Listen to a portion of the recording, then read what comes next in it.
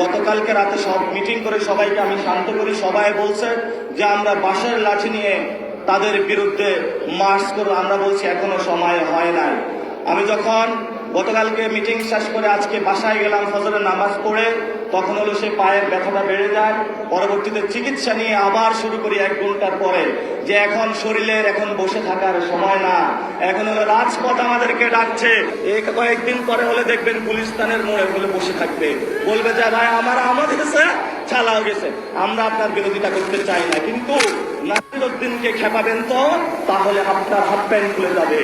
কারণ আমরা শেখ হাসিনার হাফ প্যান্ট খুলে দিয়েছিলাম, শুধু হাফ প্যান্ট খুলে নাই, তাকে দিল্লিতে পাঠিয়ে দিয়েছিলাম। আমার সাথে কখনো হলো হাঙ্কি পাঙ্কি আপনি করবেন না। করতে চাইলে অন্য কোথাও গিয়ে করেন। আমার সাথে যদি হাঙ্কি পাঙ্কি করার চেষ্টা করেন, সমুচিত আমরা জবাব দিব। কারণ আমি এক আল্লাহ ছাড়া কাউরে ভয় পাই না। তোমার টাকা আছে, আমরা শুনতে পাচ্ছি গাড়িতে করে তারা হকি স্টিক স্ট্যাম্প নিয়ে ঘোরাফেরা করে। গুলিস্তানে নাকি স্ট্যাম্প এবং হকি স্টিক পাওয়া যাচ্ছে না, সব নাকি বিক্রি হয়ে গিয়েছে।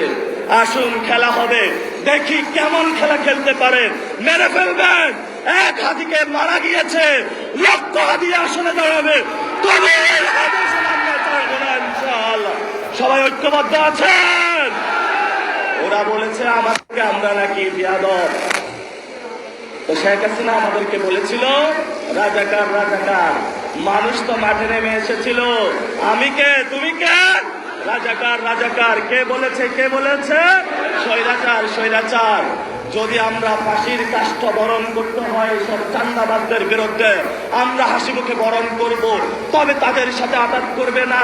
আমাদেরকে তারা বিয়াদব বলে, বিয়াদব বলেছে, বিয়াদব বলেছে। কে বলেছে? কে বলেছে? চান্দাবাজ চান্দাবাজ।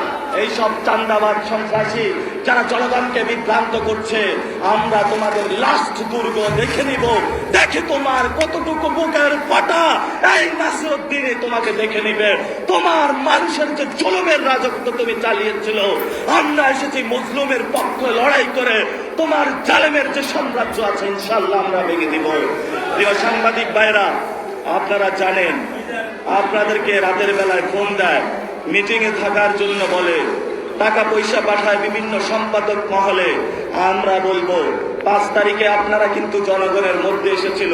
প্রথম এসেছিল যমুনা টিভি মনে হয়, তারপরে আরো কতগুলো টিভি চ্যানেল আসা শুরু করেছে। এখন আবার যমুনা টিভি কি একটু উল্টা অন্যদিকে যাচ্ছে নাকি? আমরা বলবো জনগণের পক্ষে আপনারা থাকবেন। বিভিন্ন যে চ্যানেলগুলো রয়েছে কারো কাছে আপনারা মাথা নত করবেন না। ইনশাআল্লাহ নতুন বাংলাদেশ গঠন হবে, ভয় পাবেন না, জনগণের জয় হবে। সবাইকে ইনকিলাব এবং সবাইকে সালাম।